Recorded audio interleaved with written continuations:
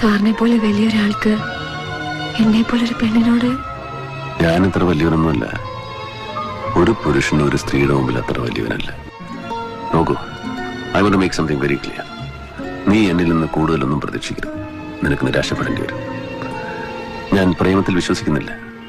പ്രേമത്തിൽ മാത്രമല്ല, ഒരു ബന്ധത്തിൽ. നീ എനിക്ക് ഏറ്റവും ഇഷ്ടപ്പെട്ട പെണ്ണാണ്. പക്ഷെ നീ എന്നിൽ നിന്ന് പ്രേമമാണ് ആഗ്രഹിക്കുന്നതെങ്കിൽ നിനക്ക് തെറ്റി. ഈ ലോകത്ത് ചിലരൊക്കെ പ്രേമിക്കാൻ യോഗ്യരാണ്, എല്ലാവരും അല്ല. എനിക്ക് പ്രേമിക്കാൻ കഴിയില്ല. അപ്പൊ ഞാൻ ഈ പാപം ചെയ്തത് എന്തിനു വേണ്ടി? പാപോ? ഇതിലെന്ത് പാപം? സാർ ഇത്ര പഠിപ്പും വിവരമുള്ള ആളായിട്ട് ഇത് പാപമാണെന്ന്? ദീപ്തി, അധികം പഠിക്കാത്തവരും ഇടത്തരക്കാരുമാണ് ഈ പാപപുണ്യങ്ങൾ ഓർത്ത് തലപുണ്ണാക്കുന്നത്.